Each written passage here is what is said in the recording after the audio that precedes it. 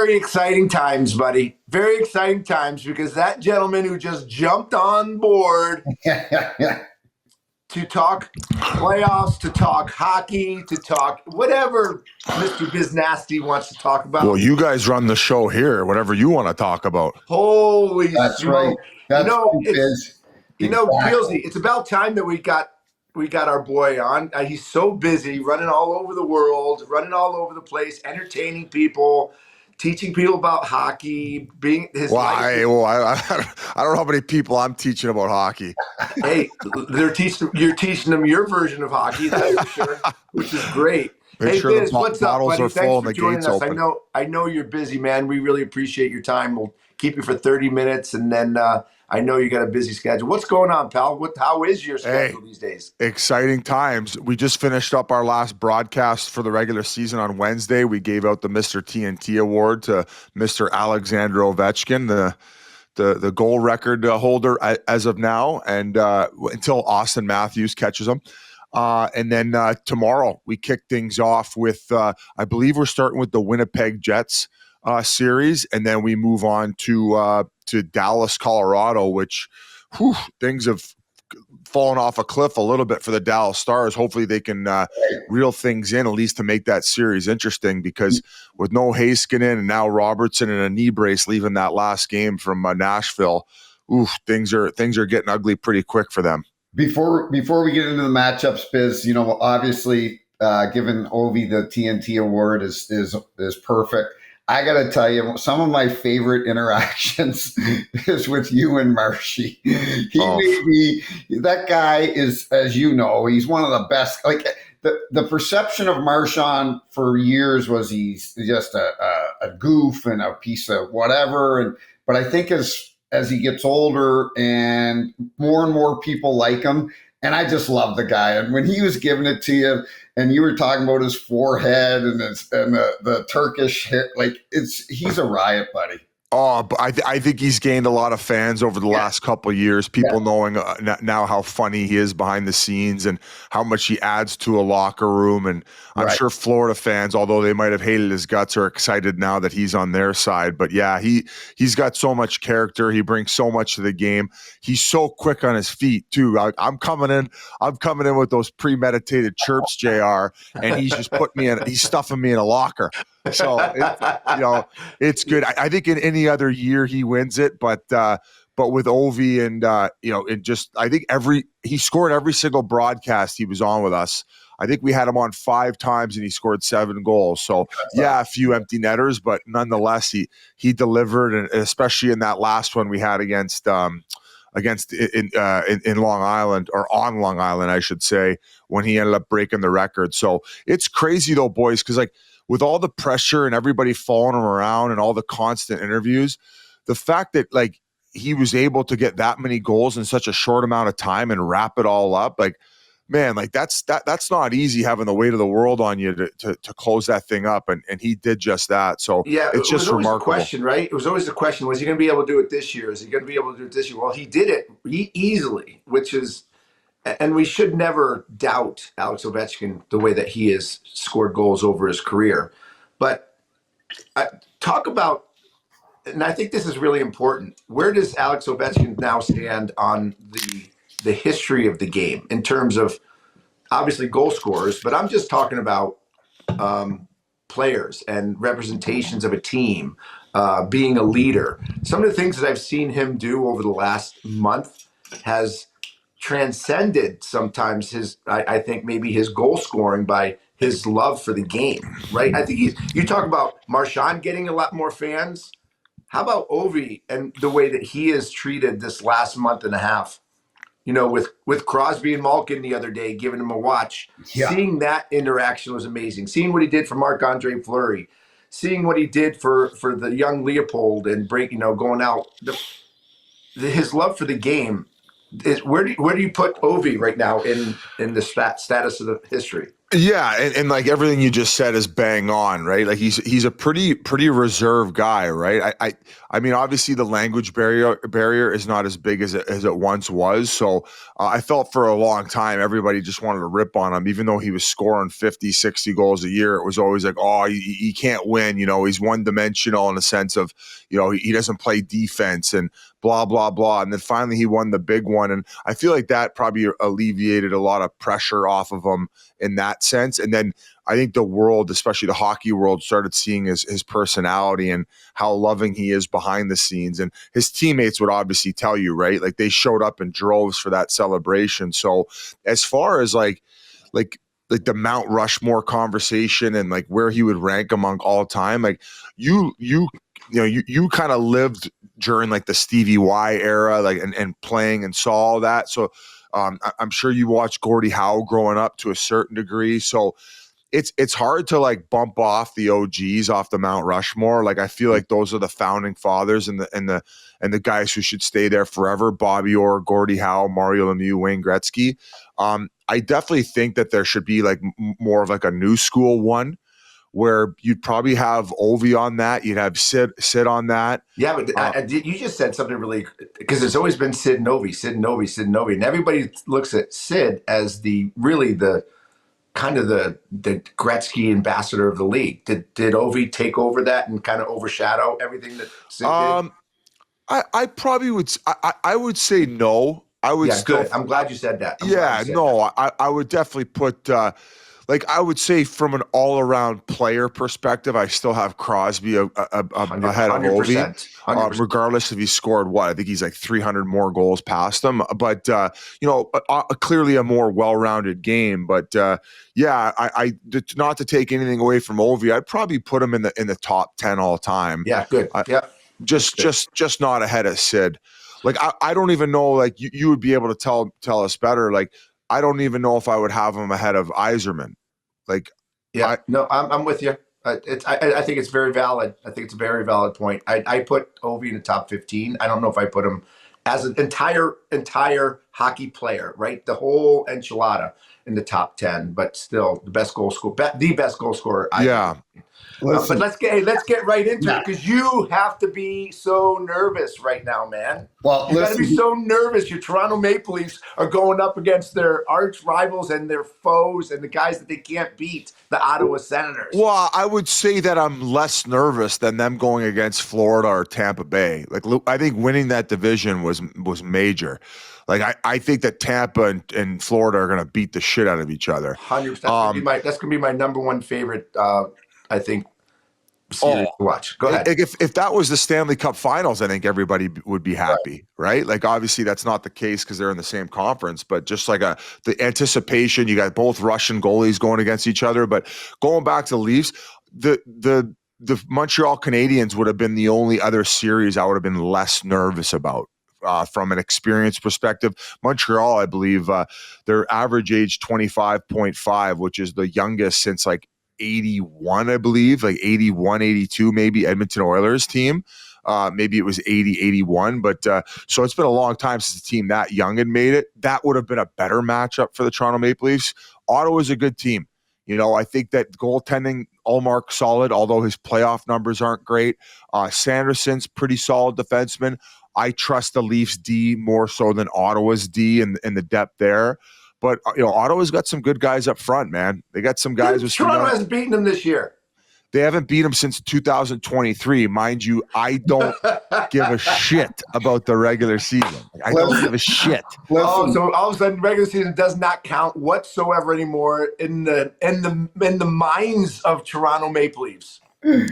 It doesn't like bear any weight as far as like, oh my God, we haven't beat them since 2023 in regular season. Like, oh no, I'm nervous now. No, I don't look into that. I look at, Leafs have had shit. You're full of shit. You know why? Because they're sitting in that locker room going, oh my God, we haven't beat this team in 2 years. And we get bowed out every year in the first round. And all these people in Toronto are going to absolutely destroy us if we lose to Ottawa.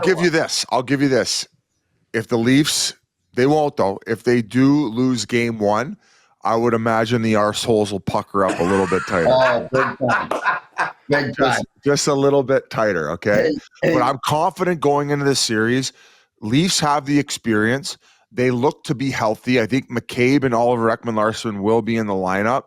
If that's the case and it's all systems go, like, come on, Toronto. It's time to go here. Let's go. I got to give a shout out to this guy on Twitter out of Ottawa, and I'm sure you saw it. He goes by the handle Laleem's. Oh yeah, I saw it. And he goes introducing the game one starting lineup for the Ottawa Senators. And JR, if you can see that, it's the mugshots of the guys that Biz steamrolled in Arizona. Yeah. Well, I mean, they got their licks in too. Let's not forget. But listen, what do you get? Because I saw your video, and you're like, you're so excited, like it was like the first time you kissed a girl in grade 6 when you saw that the Leafs are playing Ottawa. You were so pumped the other night. But what are you going to do when Brady Tkachuk pulls a Four Nation and steamrolls Mitch Marner and just runs him over and runs over Matthews, because there's nobody on Toronto that can take care of Brady Tkachuk? I hope Jake McCabe goes over and handles him. Like I listen, I know he's a big boy and he's tough as shit. And I would probably agree he's probably the toughest guy in the series. But Leafs do have guys, especially on the back end. That's why they went out and got bigger and stronger. That's why they got Carlo. It's why they got Carlo. It's why they got McCabe. It's why they got, like, even Oliver Ekman-Larsson. Like, I'm not saying he's going to go and fight Brady Tkachuk, but, you know, he changed his game drastically from the time he was in Arizona, Vancouver, and then when Paul Maurice got his hands on him in Florida. So, you know, I'm not saying they necessarily have to fight him. I'm just more worried about them, you know, taking that punishment on his forecheck and making sure they're boxing out appropriately when he's sitting with that big ass of his on the net front, like Walt. Yeah. So it's going to be a tough series, you know. And is this Toronto's?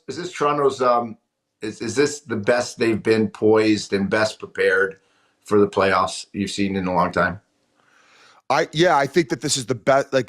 Last year it sucked because Nylander got injured going in, right? So you had all this chaos. You had all the like Boston, they had the mental edge because of the experience and how much they'd had their number. Like that to me is what scared me about the playoff performance against the Leafs. So it's going to be interesting here, and I said Leafs in 5. I wouldn't be shocked if it was Leafs in 6. I think it's Ottawa in 7. I think it's going to go 7 games. I think Ottawa is going to take it. I think. Listen, Stolarz has played well recently. Unbelievable. But he's won 8 in a row. But the playoffs, as you know, is a different animal. I can't. I want to see Marner and Matthews produce in the playoffs, because we really haven't seen it of any consistency over the last few years. So, well, I'm gonna go on a crazy limb, because, and I'm not saying this because I want to go against Biz, because I don't. I think it's going to be Toronto in 4. I mean 5. I think Toronto in 5. I think 5 because I think a couple of different things. I think the additions that you talked about are massive in terms of their playoff physicality, that not to be able to be pushed out of a game. I think Marner has made a step towards more greatness with the way he played in the Four Nations, his season that he had this year. I think he's sick and tired of getting yelled at after the playoffs, and I don't think you don't have to motivate Austin Matthews. He needs to score goals. He did not score a goal in the Four Nations. I think he took a lot of heat for that. And I think he's taking a lot of heat again. I think he knows he has to score goals. And I think he's gonna do all of that. And again, I think their coaching is gonna have them prepared for playoff hockey. Say that. So I'm saying I'm saying Toronto in 5. I hope that makes you happy. I hope so. And like I said, going back to Ottawa, like, you know, what they did at the deadline, bringing in Cousins, that Zetterlund is a cigarette machine, big boy. I would imagine, like, you know, can play that playoff style hockey with that frame. Yeah, they got some gamers, man. They got Stutzel, they got Batherson, they got some good young talent in that locker room. So I just hope the quote unquote experience, I say that very lightly because it's the Toronto Maple Leafs. It's not like they've been that deep in the playoffs, but they've been to the dance. They know what it's like. And you just mentioned it, like Marner, like he's playing for contract. Like he's playing for money here. So I you know, as 100-point regular season, that's great. But if he doesn't have a big playoff, I know he's still going to get paid, but I don't think it's going to be in Toronto. So if he wants to stay, it's time to buck up. Where do you think somebody signs a Mitch Marner? Is it Chicago, like everyone talks? I think there's probably about 4 or 5 teams that are lined up to sign him and give him $13.5 million. Yeah. Maybe even 14. Yeah. I bet you I wouldn't be shocked if Utah gave it to him. Like they want like a big name star coming in, you know, make waves and get fans excited to sell out that building again this year. So people have obviously said Chicago, they have a ton of money to spend. They want to put somebody around Bedard, right? Although that Nazar kid's been doing pretty good. I don't necessarily know if he's the answer, but yeah, I would assume 5 or 6 teams are lined up to sign Mitch Marner to a big ticket. Hey, staying with the East, you know, it can't be overlooked the job that Jeff Gorton has done in Montreal, and what people not, you know, we know it, but he built the New York Rangers before, you know, he was released there for whatever reason. I think Montreal, everyone would agree, is ahead of plan. They've got a lot of good young players there. I think they beat Washington. Do you think? Wow, you got it. Okay. Well, do you say that? Do you say that because like you feel like Washington's kind of coming down off this big high? I mean, they haven't been playing great towards the end of the year. The last like 10, 15 games, they've been leaking oil. Yeah, I think a couple of reasons. I think number one, I think although they've had a great season, they need to be commended for a great season. But I think they overachieved this year. Nobody looked at them to have the season that they did. Granted, they were riding an Ovi high. I think they have been playing. They have not been playing playoff hockey, or they've been playing for Ovi and celebrating Ovi. And Ovi, I just feel when you have an energetic team like Montreal, who has had to battle their asses off to get to this point. They have a lot of young, great players. They have more fire, more energy, and no pressure. I think that for them, I just like their energy. I think they're going to be so excited that they're in the playoffs and that energy in that building. And if they steal one in Washington, I just think their emotion and their youth can get over Washington. That although they've been good, I just don't. I think they've overachieved. Well, and I think the goaltending's an issue too, because Logan Thompson has been hurt. Charlie Lindgren's he's a great goalie, but I'm not sure. Listen, nobody talks ever about the Carolina Hurricanes, and I don't know, they just don't seem to be a very sexy team to talk about. I like them. I know, but they never really do anything. Like, who's going to win that series with Jersey? You got Dougie Hamilton back. Oh, I think that Carolina's going to smoke them. You do? Mm-hmm. Yeah, I think they're going to skate them up. And like I guess skating is not really Jersey's issue. Missing Hughes. The one problem, though, is Siegenthaler, who's probably their best defensive defenseman. Like, you're going to need good box outs and closing plays down quickly because Carolina just comes at you. I think that, like, Kochekov's been a little shaky down the stretch, and, like, Anderson has been kind of, you know, he's been solid in playoffs, but, like, I think last year, if he was better, that they would have beat New York. Like, he needed some more timely saves. Their back end so much better and more responsible and defensively. Like, it's a world of difference. Their PK, I think, is tops in the league. So, you know, New Jersey, although they have a good power play, and I think it's actually surprisingly be better since Hamilton was out and Jack Hughes was out. I just don't know if they can score on special teams with the kill that the Carolina has. And if that's not happening, I just don't see them winning the series. Yeah, I totally agree. I think Carolina wins in 5. I want to talk about you really quick before we get off. I know we can talk playoffs all the time for an hour, but I know you have to be off in another podcast. Who really quick, just last little playoff conversation. Who do you think, who's your favorite going into the playoffs?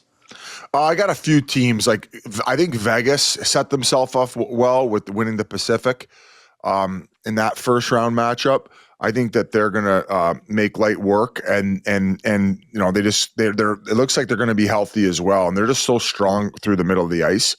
Jack Eichel, Hurdle, William Karlsson. Like, they probably have one of the best fourth lines in playoffs. They're deep. Like, they always got good fourth lines. Even when they won the cup, right? They had like Colasar, and I saw Colasar. I saw Colasar on Sunday night in Vegas. Kid's a stud. I love the way the kid plays. He was in a restaurant, and I had to go up to him and say, "Listen, you guys have the best fourth line, and one of the reasons why I don't mind your pick."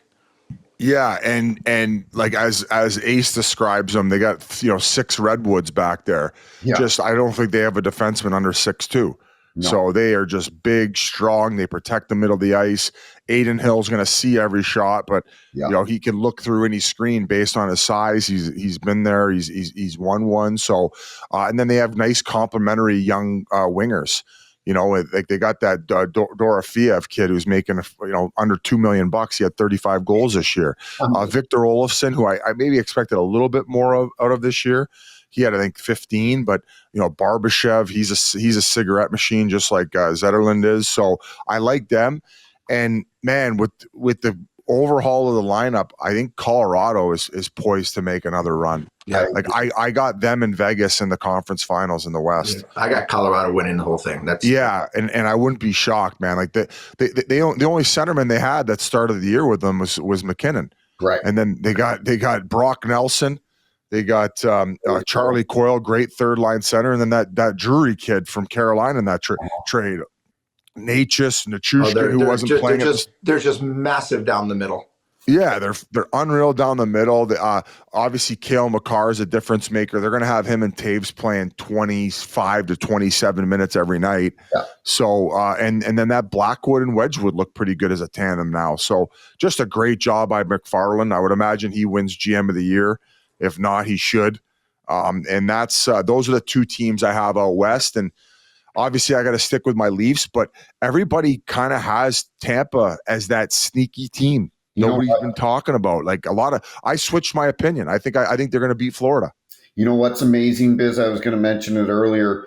John Cooper, I think 3 years ago, everyone was like, do they need to retool? They need to rebuild. Their days are numbered as far as dominating like they had in the past. John Cooper just does a tremendous job every year, and I think Tampa is going to beat Florida this year. I think they're going to win. I wouldn't be shocked. Yeah, I wouldn't be shocked, especially the way Vazzy's been playing. Yeah, I think Tampa. I think Tampa takes the East. I think it's going to be Tampa. I think LA beats Edmonton. What do you think? They're so good at Crypto Arena. I currently have LA winning that series in 7 just because of the uncertainty coming in for the Oil. They got no Ekholm. Yeah. That's such a big loss for them. Goaltending's been shaky this year playoffs and, goaltending seems to be everything most of the time. And Darcy Kemper, one of the best comeback seasons in the NHL. He's got similar numbers to Hellebuck.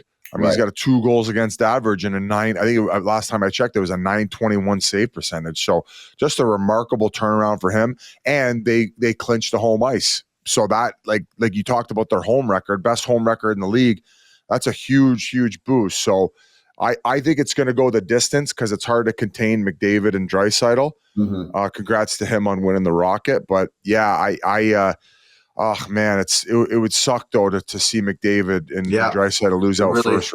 It really would. All right, enough hockey. Enough hockey because I love, how much I love you, Biz, and what you've been able to do with your career. What is your life like now? I mean, we see you everywhere. You have one of the most Been busy. popular. You have one of the most popular, if not the most popular, sports podcasts in the world. And Spit and Chicklets with obviously with Wits and everybody else and Yans that you bring on. You guys do an amazing job. Yans was a great addition, by the way. Oh, he's awesome. Yeah. I play with Yans in Arizona. Didn't you, JR? Yeah, you there with Yans? I played with Yans. I love Yans. He's one of my favorite people of all time. And we can, he's been on the podcast before too. So I like, what's your life like? Like you're everywhere, and how do you keep up with it? And are you enjoying it? Yeah, it's been a lot, right? Like I look forward to my off seasons once the season's over. Like I go up to Vancouver, and last year I don't think I hopped on a flight for 8 weeks, which during the season it's just, I would say I probably average about 4 flights a week during the season, maybe three to 4. So yeah, it's been crazy, and it's been a fun ride. And I'm not married, I don't have kids, so I do have a lot of spare time on my hands. So I kind of, I felt like I left a little bit on the table with my playing career, like just in the sense of like, I was a fourth liner. So you're trying to have fun and keep it light. So I would go out and party. I would, drink and kind of just embrace the fact that I even made the NHL. So I just felt like, all of a sudden at 32, my career was over. So I hopped pretty hard into work and media, and it's obviously taken me to a place where I've been given all these opportunities. And what was your break though? What was your big break?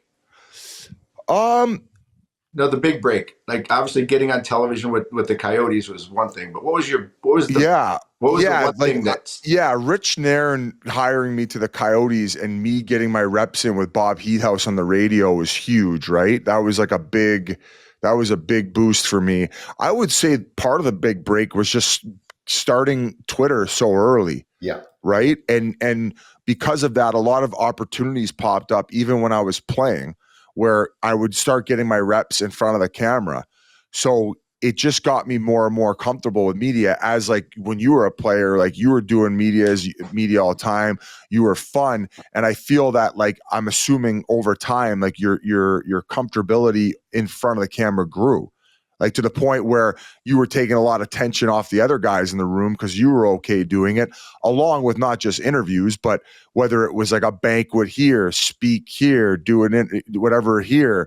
So that just opened up the door for me while I was playing, to where when I was done, it was kind of inevitable. Like, oh yeah, I've already kind of started this part of my career, so let's just hop into media. So, but did you have to think about it? Did you have to think about it, or you were just you and didn't care what anybody thought? Because you have been very controversial on a lot of things that you've said and things that you've done, but that's also a great stepping stone to getting to where you are. I mean, look what Howard Stern did. I'm not comparing you to Howard Stern, but same kind of mentality wise. Yeah, I mean, obviously on Twitter early days, like I was just being a clown, and I think that most people understood that, like, I was a clown. Like, I mean, like I some of the stuff when I do talk, Are you still a clown? Yeah, like I just love you. It's not that serious, right? At the end of the day, so when you have to have a serious conversation, you try to flip the switch. But we're talking about hockey here. This is all in good fun. It's not like we're doing. It's not like we're doing like rocket Scientology or anything, right?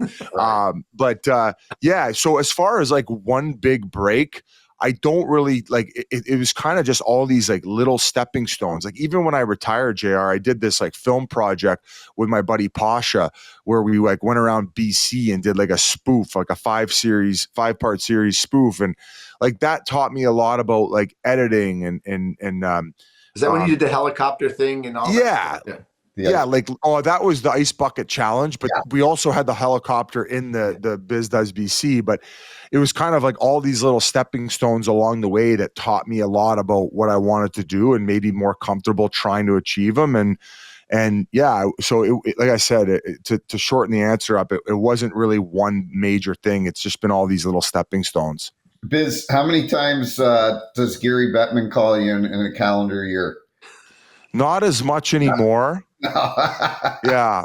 Give I don't us think the best Gary Bettman call and chastise I think him. he would. He's great. I think he's one of those guys too. Like he understands it all. I think that I think when I was joking around calling him Kim Jong Bettman, that was kind of the straw that broke the camel's back. It was all in good fun, right? Like he's clearly not a dictator. He does have a good sense of humor. People don't realize that, and you know, Bill Daly's one of the best. Bill's a great guy, but that is funny. I also feel the fact that there's no lockout looming. Right. The way that the league is thriving, that the fans are starting to gain an appreciation for how he set up the league. Like JR, I don't know if you necessarily agree with this. I feel like the hard cap has definitely made things a lot more competitive. I'm the one that pretty much said in 2004 we should go with it, and listen, we can survive. You can't say anything bad about what Gary Bettman has done for the league, but no. I think at the time it was hard because he was doing the rollback on salaries, and when the hard cap started out, I think it was a 40 million cap. So it's like, compared to now, it's nowhere close. So you guys who were making 7-8 million a year, all of a sudden it was like, oh, you can't really. Not many guys are going to be making that. So I could see why those guys were upset. Yeah. Well, listen, Biz, I know you got to go. You got Yorkie. Yeah, you got another one that you have to do, and I want to be respectful to your time because you were jump on with us, buddy. You guys were first in line, so I told Yorkie, I said I could hop on with you guys whenever I'm done here. Are you gonna give it to them today, Yorkie? And you're with Yorkie and Brent Wallace, right? I might just go on there and act like I don't know what they're talking about, just to pump Ottawa's tires and maybe jump on their wagon. Yeah. Anyway. Well, listen, thanks, buddy. Keep bringing the heat and keep being you, because obviously everybody loves you and loves Wits and Spittin' Chicklets and all you guys do for the game. Everybody, man, we're all in this together, JR. Yeah, what you do on TNT is fantastic, and you're a great representation of the game, even though you say things that would have gotten me fired, even worse. I told JR when we did that banquet a couple weeks ago, I said, well, you should have been a nobody plug then. And then people wouldn't take your word as gospel. They know I'm a clown. So, yeah, but I appreciate you boys. And like I said, hockey's in a great place. And and you guys are a big reason for that. So thank you so much for having me on. All right. Good luck with your Leafs, even though it's going to be a tough one. Love you, boys. See you, buddy. Take care. You too, boys. Bye.